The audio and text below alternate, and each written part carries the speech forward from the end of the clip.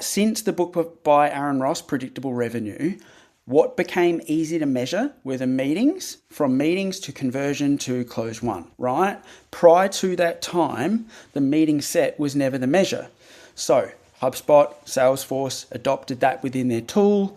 That then became the behavior, and then all commercial acumen got washed out of the market. So that is why the majority of people have no idea what I'm talking about when I speak to commercial oversight and end-to-end service delivery, because they've only ever seen and operated within a broken structure, which comes from the modeling and the downstream repercussions from that book. So many of the C-suite that we're talking to, even those that are in elevated CRO roles, have never seen end-to-end service delivery and commercial oversight that used to encompass commercial management, financial tooling, marketing, both sides. So lead gen, demand gen, communication, sales, whether that's the SDR, AE split out, or the full cycle business development and market validation into customer success. So they can't envision all of those moving pieces and what those loops look like, because they've only ever seen inside of the model that's been enhanced and built on the backbones of Aaron Ross's work. Welcome to the B2B Playbook. We built this channel for small B2B marketing teams who want to drive more revenue for their business. Every week, we're showing you how to create more demand for your brand step by step using our 5Bs framework. So if you're time poor, resource strapped, but you still want to make a big impact on your business, make sure you hit that like and subscribe button down below so you don't miss an episode. Welcome back to the B2B Playbook, where we help go-to-market teams punch above their weight. Today, we're going to ruffle some feathers and talk about why sales methodologies are failing revenue teams. We're joined by Adem Manderovic, co-founder of Chief Revenue School and the mind behind closed circuit selling. You might know Adem from the viral post that called out some of the biggest names in sales methodology like Gap, Challenger, Spin. That post sparked a backlash from the originator of gap selling, Keenan himself, but it also lit up Adem's inbox with people quietly saying, "You're right." Stick around. In this episode, we're going to break down why sales methodologies alone are failing go-to-market teams and revenue teams, how predictable revenue broke B2B alignment, why closed-circuit selling is the modern revenue alignment system, and how CRO School is training teams to finally go to market better together. Let's dive in. Adem, it is an absolute pleasure to have you here. I hope you're not going to attack me too. Anything's possible in today's world, George, but thank you so much for having me. No, it's great to have you on, Adem, and you're a friend of the B2B Playbook. I have learned so much from you when it comes to not just sales, but commercial alignment, and that's what I really want to get in today as well. But before we get there, Adem, I think it's important for us to dig into what you attacked in that post and what got so much backlash, which was sales methodologies. You said that sales methodologies just aren't enough anymore. Let's start simple. Why do you believe that's true? Well, George, great question. What I will say is the landscape has probably changed a little bit since solutions selling started. And the reason for that is, one component of why that is obviously the landscape in B2B has heavily been impacted by the connectivity of the internet, obviously pre-1999 and so forth, or post-1999, I should say. But these methodologies that were built in the 60s, 70s, 80s, and 90s aren't really applicable in today's world. That being said, it doesn't mean that they can't work after the fact if they work inside of a revenue alignment structure. The architecture, though, must allow for that cohesiveness to work across the funnel, which you and I both know how we came to these conclusions and our chats from 2023 onwards, which created the unison between the B2B Playbook and closed circuit selling for us to build Chief Revenue School, was our findings of most of these methodologies have had some commercial downstream impact on breaking down the alignment, understanding, and job function of how sales, marketing, and customer success teams go to market and renewal. So we saw how to fill those gaps. So that's why I will continue to press the hot buttons on anyone willing to listen. But it should be known that for those that haven't dug a little bit deeper, I am thankful for the hundreds of connection requests and the many company now page follows and the 75,000 people that saw what I said. It spurred the discussion. But what I need to also draw attention to, George, this isn't the first time that I've challenged these methodologies, is it?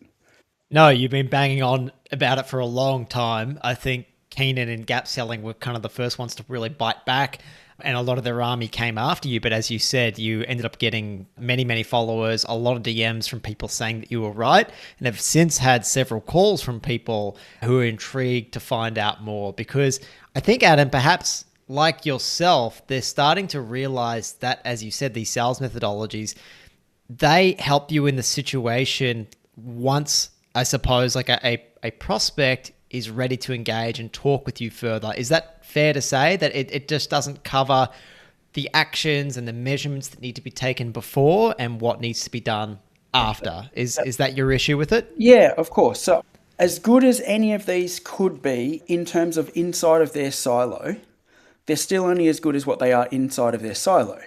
They're not talking about what happened prior to get there. They're only really working on how to close an open opportunity to a closed opportunity, but it doesn't talk about or cover what also happens or needs to happen after the fact. So there's no alignment between sales and marketing. If anything, it's probably pretty broken, as we'd all admit and agree.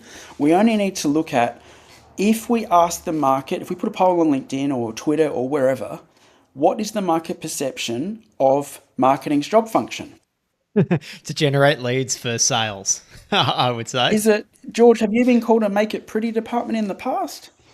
Yeah, the make it pretty department, or let's try and generate leads for sales are the two main things that we're tasked with doing, I'd say, Adam. Yeah, so that substantiates what we're saying here, right? So no matter how good they operate inside of that silo, they don't talk about what needs to happen before to create that cohesiveness or that loop or that closed circuit, which is why I called it that, but also what happens after. So you would only need to look at some of the big names that have talked about this previously, like Adam Robinson, Chris Walker, Santosh, have said a lot of companies are now looking at the reactivation requirements when they get to customer success, whereas what we're saying with this whole revenue alignment architecture is, why do you need to ask that question? Why are we only operating to make each silo individually better? What needs to happen to build the architecture or the dome over the whole structure and bring back what the chief revenue role is supposed to do, which is commercial oversight? So you're saying, I guess, these sales methodologies are really more of a band-aid solution. And look, they have helped salespeople, right? I mean, and they have loyal followings. People live and die by these sales methodologies, which is why, people came to Keenan's defense when it came to gap selling. And that's fair enough. Like sales get to eat what they kill, I suppose. You work on commission. So if you find something that helps you, like, fantastic, I can see why you're going all in. But I suppose the issue is, Adam, some of the research that we've done shows that so many of those in a commercial oversight role, like a chief revenue role, or that should have commercial oversight, they've come from sales. I think like 1 and 2 have come from sales. And that's a problem in itself, isn't it? Because if all we're concerned about is like what sales does as a function, then we're not really looking at what happens before, what happens after, which has a big impact on, I suppose, on what Chris Walker calls unit economics, or what you might call, Adam, like good commercial acumen. Yeah, actually, you raised a really good point in between there, George. Go further. Let's wind back a little bit to the CROs and where they come from, because you pressed on a really good point there, a hot button. If they come from just sales, is that also encompassing sales development elevation? So then it comes back to, what is a sale, George? So if they've been elevated from becoming an SDR manager or a VP of sales development, does that mean they know what the links are between marketing, sales, and leading into customer success? No. It means they've been really good at door opening tactics and they have no oversight over what that commercial picture needs to look like, and therefore they have no standing in a sense or ability to be able to give that oversight of what the chief revenue officer was prior and was always meant to be. So I hope that also clarifies a slight point there. So we're not digging at the fact that a lot of them come from a sales background, but we're also drawing attention to the fact is, what is a sale? So is a sale, George, someone that can get someone into a meeting that they don't want to take? Or is a sale, George, a contract that's live, that's been approved, that gets stamped, that goes to settlement, that starts the activation process of customer success, gets assigned an account manager, and then they start working on it, and they've got an aligned company, and the key contacts in both directions are happy. In my mind, that's a sale. And Adam, that probably is a result of your own experience, right? Coming from the bigger end of town, not to say that you haven't applied this across the smaller end of town, but you've seen how important like this complete alignment is at that big end of town. I mean, you said that you used to, in the good old days, you used to start at customer success and you work really hard. And if you did well, you got promoted to more of a BD role. And then the BDs were the ones who were out there prospecting as well and really handled like the full life cycle of a deal. And that has totally changed because of predictable revenue, right? Like that's kind of flipped that on its head. Yeah. And so, okay, well, let's go, let's put it all on the table. Let's give you an exact story here, George. So let's go into my own backstory. So when I started, that was the pathway. To even be considered to work in business development, which was a front-facing role, you needed to work in customer success for a minimum of 2 years. You needed to understand what was inside of the commercial pack, what the settlement needed to look like, why they've been credit approved, why they were legal approved, what other documents needed to exist for that to go live. And you needed to dazzle those accounts as an account manager first before you'd be considered to be at front end in business development. Now, for those that haven't listened to many of the podcasts that I've been on in the last 5 years, I actually wrote a paper in the financial sector in my first 2 weeks in that role, and that was enough for me to be promoted. Luckily, they didn't fire me. It would be pretty ballsy for them to do it today, right? But this is a long time ago. I understand the lighting makes me look younger than I am. Thank you for that. Jokes aside, I wrote a paper on how we can be more business efficient within the first 2 weeks of that role in customer success. They then made me the 2IC manager of that department, and then I became the manager of operations. So that was enabling me to see everything that needed to be inside of a deal, why it would be approved, when it's going to be settled, when it goes live, what the account manager needs to look like, how that needs to be run before you get promoted or even a chance to apply to be in business development.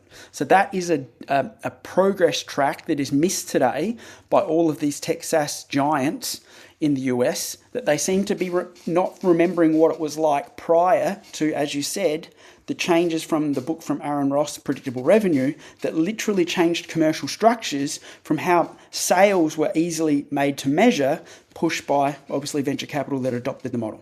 So that shows then that sales methodologies do have commercial repercussions, like not just in sales, but across marketing, customer success, and really like your whole go-to-market method. Like predictable revenue showed that, I mean, marketing, I can say as a marketer, like your job role fundamentally changed. You know, from what used to be really educating the market, making sure that you're part of a consideration set, building trust and familiarity with your brand.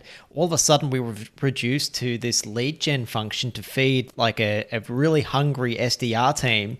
And then we were basically shoveling leads across and then using expensive sales resources to try and find this needle in a haystack, which was just a disaster for both teams. Like marketing weren't really doing, I suppose we were doing our job in meeting MQLs, but that was having no good impact on the business. Sales ended up hating marketing because we were just shoveling crap over to their side and they were looking for a needle in the haystack, and they're incentivized based on meetings booked or further down the funnel, you know, actually like opportunities or closed won deals. And so what we were doing wasn't helping them at all. So it fundamentally changed what we did as a marketing team. And it fundamentally changed, I suppose, like how sales operated too. And then it's impacted customer success as well, hasn't it, Adam? Yeah. Well, thank you for recognizing that that was the turning point from a sales methodology, changing everything that actually changed the actions to become the mass MQL model that we see today, which obviously unstuck your fun in doing the role.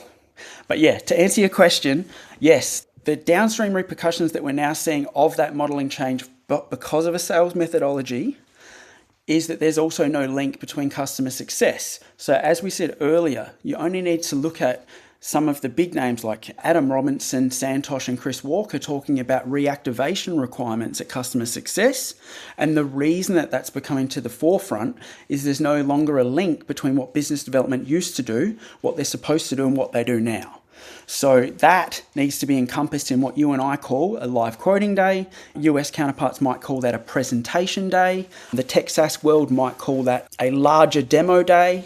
But these fundamentals that are then able to segue into what needs to happen from that day for a commercial handover pack, to discuss what needs to happen at customer success in terms of, is this serviceable for us in this communication plan? That whole step now is no longer exists. What happens is they push people to a demo, they follow those people up to the buggery, and they push those people to a buy button. That subscription then starts, and they wonder why the wheels fall off. So they're quite rigid, I would say company-centric, like structures and funnels that we're trying to push people into, isn't it, Adam? Like ones that are set up by these methodologies. And a lot is, yes, a hangover from predictable revenue. That's what we're trying to push our buyers through. But as we've discovered, that's really not how buyers even buy.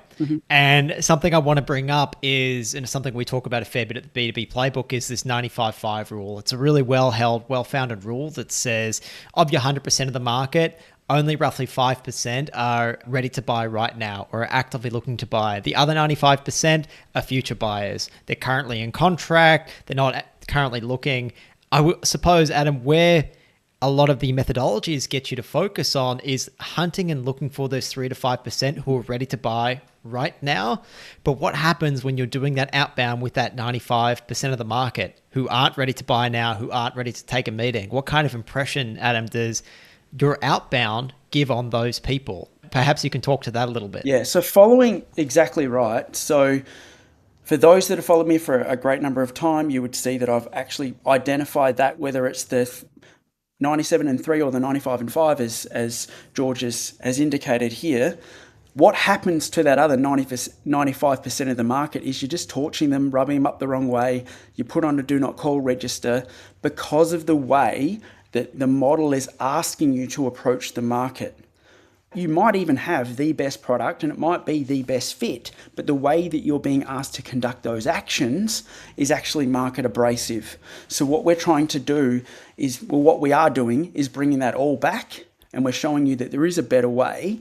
Just as Sabri Subri says from King Kong, you can speak to a wider percentage of the market, and that puts you in the prime position for right message, right offer, right channel, right time.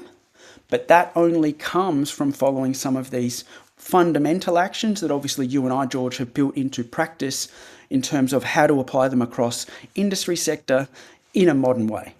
Adam, maybe we can share a bit of an example here just so people can see the difference between, if you were to, maybe we can even role play. If you were to chat to me, let's say that, I'm a head of marketing, VP of marketing, whatever it might be, at an organization.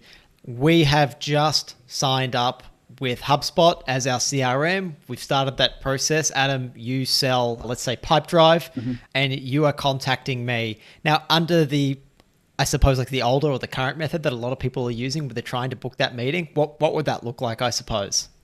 In that scenario, the SDR or the business development team would be pushed to basically go for the throat. And what that would look like would be, where have we done this before? Who have we helped? How could we help you? Is this relevant? Let's book a meeting time, without actually asking any of the questions that could be connective to make you build rapport, build relationship, be in the right place at the right time, which is what business development always used to be, and what you and I believe, well, what we are bringing back across industry through a CRO school. George, even if they follow that from what they're instructed, that's not to say that there aren't senior business development managers, senior SDRs, national business development managers, transnational business development managers that know the approach that they're taking is basically torching the market, but they know that they're inside of a system where they know something's wrong, but that's how they're measured. Right. And if you're measured in that way, then it's very, very hard to change it. And so, as you said, the current method works if you do manage to find that needle in the haystack of that 3 to 5% who are in market right now. But I mean, look, like we all know that's a difficult thing to do. It's a difficult thing to identify. And guess what? Like all your competitors are trying to do the exact same thing versus your approach, which really addresses the 100% of the market. It's much more buyer-centric because the way you approach the market is more from an information gathering point of view I think Ryan Rice calls it even surveying. You call it cataloging, and which might be a little bit more intentional about the way that you do it. But the purpose is not to book the meeting. It's to gather information, to give you the recipe to success, to come back at the right time. So yes, I just bought HubSpot CRM. I'm in an onboarding process. I'm not open to a meeting with you at Pipedrive because guess what? We just spent all this money with HubSpot. But if instead you ask, hey, do you mind if I circle back in a bit and find out, what you like, what you don't like about it, kind of when your contract ends, sort of how much do you pay, just to get an honest assessment of that and then seek permission to circle back at the right time, at a time that suits me, when we are genuinely evaluating the performance of HubSpot, well, all of a sudden we turn someone who would have been in that 95% and you wouldn't have had a good relationship with and wouldn't have had a good conversation with into great information that turns into an opportunity at a later date. Yeah, but not only that, George, it then brings you in marketing along the journey to be able to prioritize when that needs to be actioned in terms of what collateral, whether that's creative, whether that's an RFP, whether that's a formal bid.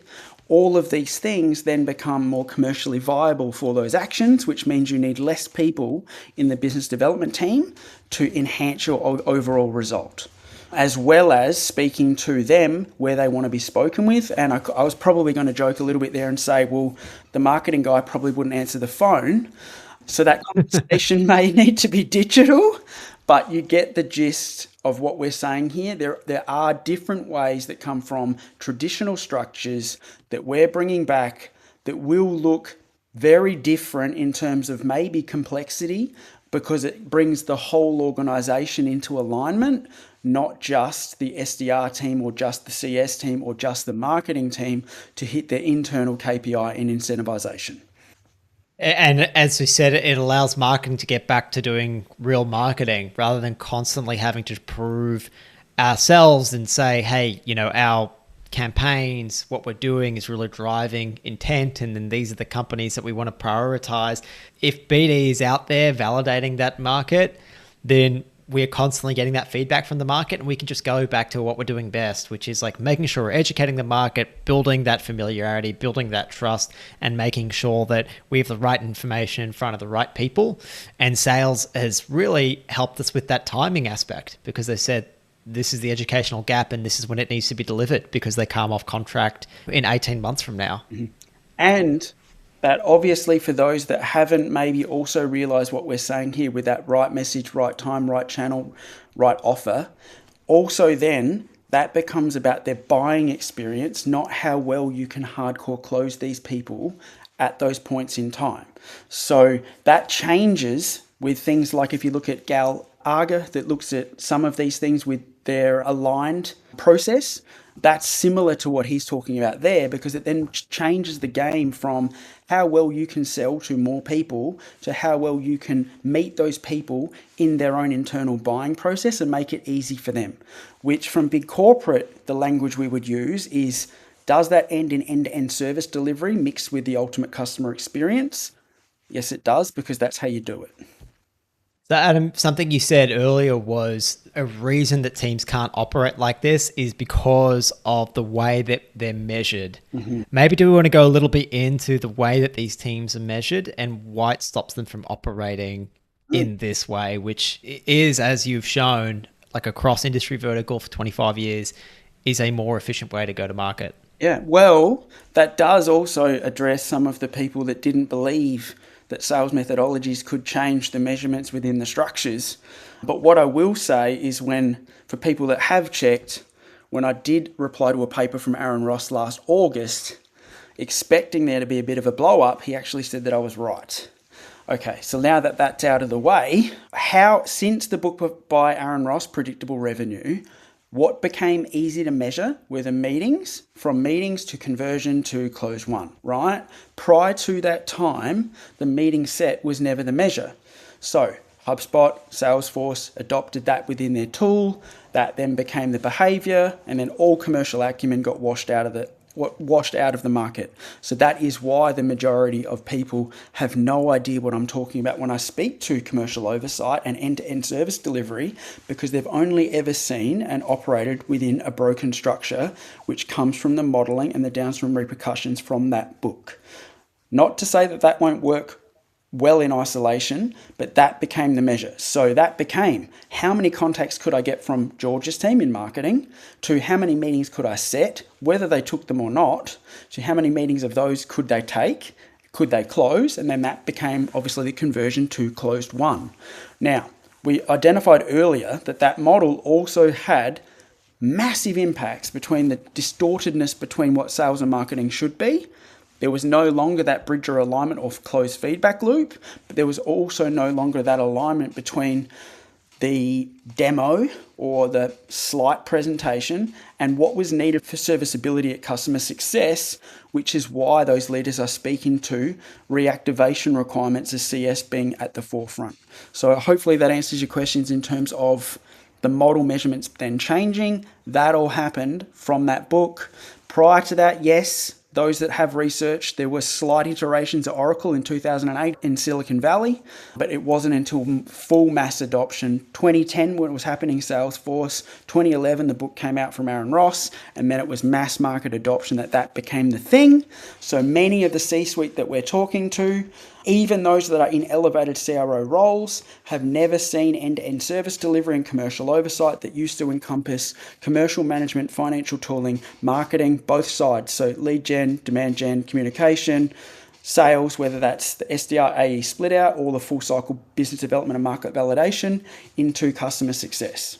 So they can't envision all of those moving pieces and what those loops look like because they've only ever seen inside of the model that's been enhanced and built on the backbones of Aaron Ross's work. Makes a lot of sense. To be honest, Adam, it took me a little bit of time to fully wrap my head around it, but now I think you're explaining it really clearly. And when I say it took me time to wrap my head around it, I meant, a couple of years ago when I first came across you. I mean, I knew something was really wrong from the marketing point of view. I think Chris Walker spoke to a lot of pain points, and I've seen the impact that a good demand generation marketer can have on a business, but I've also seen how much more powerful it is when you have a CRO who is able to put in effect these systems across not just marketing, but sales and customer success and change the measurements. And maybe, Adam, because, both of us, I mean, particularly you, have operated in Australia and New Zealand for a long time, and I know you've worked internationally as well, but we don't have the luxury of being abrasive with our market because our population is only so big, right? Our population in Australia is the size of Texas. We've got 20, 25 million people. So if you're going to the market with a predictable revenue model and you're churning through it, you can get through it really, really fast. And then you've burned a whole lot of bridges by the time you want to go through it again. So we never had that luxury. And perhaps that is why you've been able to see this even more clearly than others. Yeah. Is that fair to say? Yeah. I think maybe even on a chat with Scott Martinez maybe a few years ago, I spoke about while we have this lens, outside of obviously coming from that model of success, is we can see, because we had to strike with such precision, that it needed to work organisationally wide, because we couldn't just get into the hype between the spam cannons and sending the 10,000, 20,000, 30,000 emails a day, because that would be all of your market and then some. So then what would happen next if you've already torched your whole market? Your total serviceable market is a lot smaller. We don't have that luxury, which is probably why we never even adopted those tools to a large extent in terms of even enablement platforms as well as that in sequences in Australia, because for that reason. And that abrasive approach, Adam, is probably, we've seen it's becoming less effective even in large markets across the US, across Europe, where the population is a lot larger. And that is because the barrier to entry for products and services just keeps getting lower and lower with technology. It just makes it easier. So the competition across every single industry vertical, across every product, across every service just keeps getting more and more intense. So there's more and more noise. So that outbound effort needs to have a different approach, right? We can't just churn through the market, because if you're going outbound, pitching your HR solution software, blasting through the 350 million people in the US, well, guess what? There's probably like 100, 200 companies who are a little bit similar doing the exact same thing. And if you put yourself in the position of that person who's sifting through their email box or answering the phone and they're getting the same thing again and again and again, well, then all of a sudden your method that might have worked 5 years ago, 10 years ago, is far less likely to work right now. Yeah, exactly right, George. So we're going to see a monumentous shift back to revenue alignment architecture systems, but we're also the underlining tone and factor of that is that's going to bring back more human-to-human interaction, and the way that we do that is build rapport and relationships prior without having to hard sell these people. And the way that we do that is going back to things like validating the market through things like cataloging, which also brings your whole organization into alignment. So it doesn't take like the brain power of Nikola Tesla to realize that this is what needs to happen. It's pretty obvious. Once you can see it, you can't unsee it. You only need to look at the people that are already doing it in industry that maybe aren't even speaking about it on LinkedIn to know that this is like the bread and butter basic. Maybe you and I have brought more attention to how to facilitate that across industry, but yeah, we're not reinventing the wheel too much here. No, that's right. It's really, really good fundamentals that you're not going to see thought leaders talking about on LinkedIn. Most of the LinkedIn world, I suppose, isn't doing it. And Adam, sometimes you say to me, I don't know why I'm talking about this stuff. Like, you almost feel embarrassed because you're like, outside of LinkedIn, it's a lot of people's bread and butter. It's what they're doing. Like, this isn't magical. We haven't fully reinvented the wheel. We're sharing light on like an end-to-end system that exists and really needs to come back to the forefront. So yeah, look, I see your point. Like, sales methodologies can be useful for sales teams. But as far as your go-to-market, like, you really need a revenue alignment system, and a methodology just for one department isn't enough to do that, right? We need to have the measurements in place. We need to have the incentives in place, and we need to have the actions and feedback loops in place. And Adam, like, that's something that we partly share in our mini series, which we'll link to at the end of this. We've done a 5-part mini series where you can really start to get into this end-to-end methodology, in particular closed circuit selling, and how it blends with our own 5Bs framework. And for those who are looking to action this and put it in their business and get the templates and actually start to do this for their organization, that's why we've built Chief Revenue School. Adam, do you want to maybe talk a little bit about Chief Revenue School and who it's for and why we built it? So we built Chief Revenue School to encompass what that end-to-end service delivery system needs to look like, what we coin revenue alignment architecture, for people that have done other programs aimed at CROs, which is what this can be for, as well as aspiring CROs, or if this is a founder and you don't want to be held over a barrel by departments that know more than you, then this is for you. But what we will say is some people that have already done our program, that have done some of the competitors, have said openly, like Gunnar, that this is the only one that teaches that revenue alignment architecture from end to end, and it is unique to this one program from Chief Revenue School. So think about closed circuit selling and the 5Bs framework by the B2B playbook being the way forward, but where you learn that is Chief Revenue School, which is the dojo. Beautiful. Thanks, Adam. So I guess to sum up, look, sales methodologies, they aren't all bad, but they were never designed to align your go-to-market team. They help sales reps maybe run better processes, better calls, help them close more deals, but they don't fix that disconnect between marketing, sales, product, and CS. On the other hand, closed circuit selling, it's not a new tactic. It's a system to get your whole team rowing in the same direction.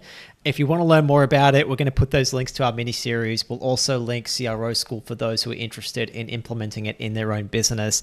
Adam, thank you so much for joining us. Keep antagonizing, because you're doing well to bring attention to something that I think desperately needs attention, and we'll be there supporting you every step of the way. Yep. So whether the market was ready or not, the tactics used was to bring all of that conversation to the forefront. It wasn't an individual attack on any one person or methodology. I will continue to push the hot buttons because this needs to be about what we do for business acumen moving forward. Beautiful. Thanks so much, Adam. And thank you, listeners and viewers. We'll catch you next week in the B2B Playbook. You can see the links to everything that we discussed today, including that mini series and CRO school in the show notes, as well as in the article that will complement this episode. Adam, thanks again for your time. Well, thanks, George. Appreciate your time.